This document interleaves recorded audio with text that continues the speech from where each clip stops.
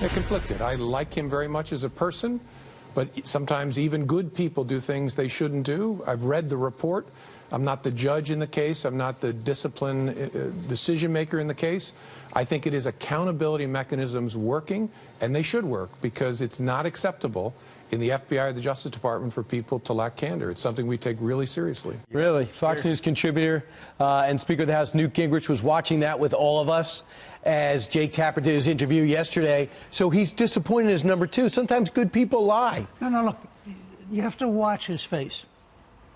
Turn off the sound and watch his face. Okay, I tell you what, Mark, can you re-rack that clip, and let's go ahead and we're going to watch his face. Newt, tell us what we're looking at. Okay. You're looking at a guy who around the 7th grade practiced sincerity. I didn't really mean to hit the car. I don't know how the baseball got out of my hands. Yeah. I think my cousin must have done it, because I couldn't have done it. I mean, look at his face, this pain. I hate throwing McCabe under the bus. You're saying he's acting? I know. I'm saying he taught himself at an early age a series of self-serving emotions, which he uses over. I mean, if you watch him for a couple of hours of this stuff, he uses it over and over and over. This guy is almost a pathological liar. But it sounds, what he said right there, though, it sounds as if he agrees with the Inspector General at the Department of Justice. Andy McCabe broke all the rules and maybe some laws, and that's why there's a criminal referral. Which would be a great shock, because with almost every authority figure, he's disappointed in them. Right. Peter Strzok, disappointed. Yeah, Lisa Page didn't know that was happening. President Obama, disappointed. The Attorney General Lynch, disappointed. I mean, you know, you go down the list. He's disappointed in Trump. And just to finish up this point, is that the problem is Andy McCabe's lawyer came out and said, wait a second. He told James Comey multiple times he's going to be talking to the Wall Street Journal about these two guys are going to end up in criminal court as witnesses against each other. Mm-hmm. And who broke the law? Who do you think? We'll find out. Both of them.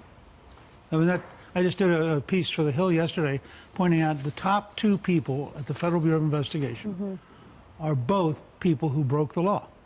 Now, that's very, if you think about it, this is our most important law enforcement agency, and that is unbelievably dangerous. And by the way, they're breaking the law upwards. I mean, Comey is lying to Lynch. You know, I think for all practical purposes, he was lying to Rosenstein. I printed... What do you mean lying to Lynch? When he said about the matter and investigation? Or Lynch is lying about her revisionist? One of them's not telling the truth? If I had to choose, given the current track record, I'd probably would bet with Lynch.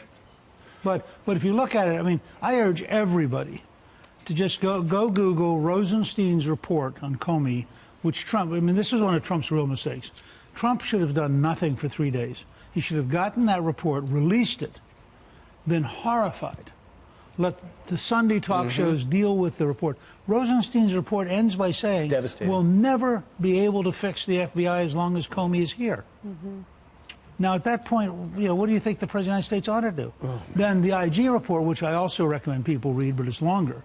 At the end of it, the IG basically says, look, this guy lied under oath. He lied when he wasn't under oath. Lying under oath, of course, is a felony.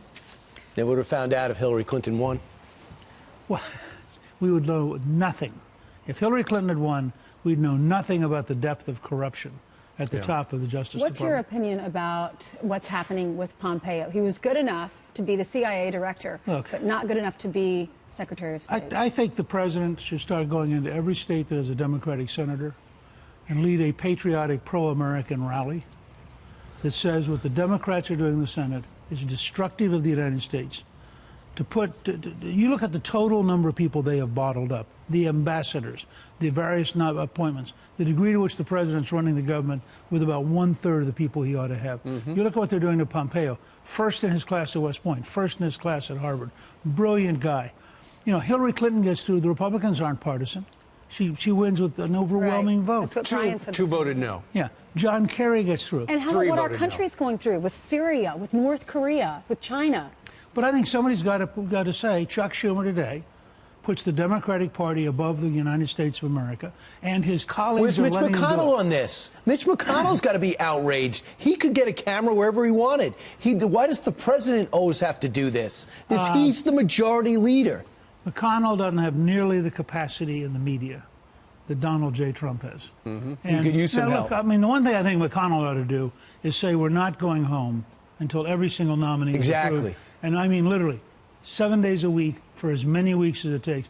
If McConnell said that, it would last 2 weeks. Right. By the end of the second week, the Democrats would be saying to Schumer, you got to cut it. I can't stay here. They work 3 days a week. Right, but they should stay 7 days a week until every single nominee is approved. Because it takes 30 hours of debate, but it's not like they're doing anything else. But the president's finally beginning to focus on this. It is an absolute outrage that the Democrats in the Senate have put partisan advantage above the United States of America.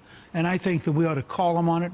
And Pompeo's Pompeo's going to get approved. Heidi Heitkamp, we should say a Democrat said, I'll vote for him, so that's one. All right, and you know how it works because your wife's the ambassador to the Vatican. Newt, thank you very much for dropping by the living room today. Thank you so much. Great to see you.